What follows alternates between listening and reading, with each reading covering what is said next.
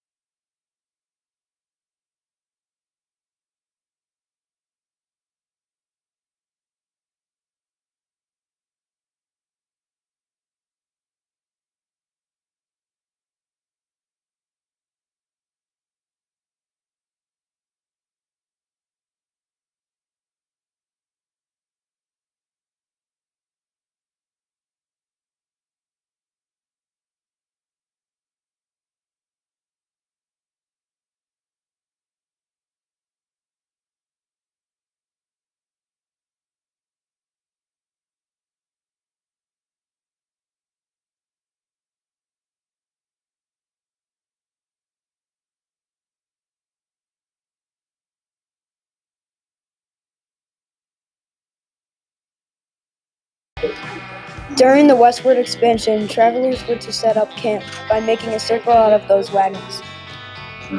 People usually brought essentials and tools with them in their wagons. The wagons were usually pulled by horses or an ox. Alright, let's go back to the future. Yeah. It was fun here in 1849.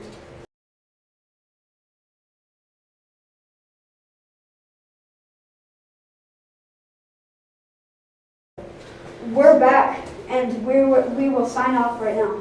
This was TN Productions. Now that we have the internet, let's look up more on the westward expansion. Between 1840 and 1860, roughly 400,000 people traveled the 2,000-mile path of the Oregon Trail, encountering sickness, death, exhaustion, and other hardships. The road was long and arduous, but for these determined pioneers, life continued on and even settled into a routine. Here's what life was really like on the Oregon Trail. Pioneers who journeyed on the Oregon Trail used wagons.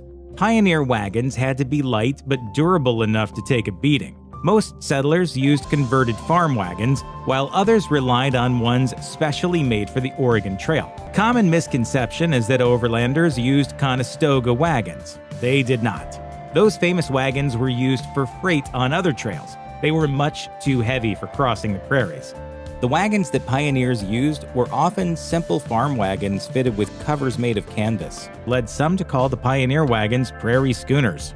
Prairie schooners made for an uncomfortable ride. There were no springs or suspension systems to cushion the jolts of 2,000 miles of rocky wilderness.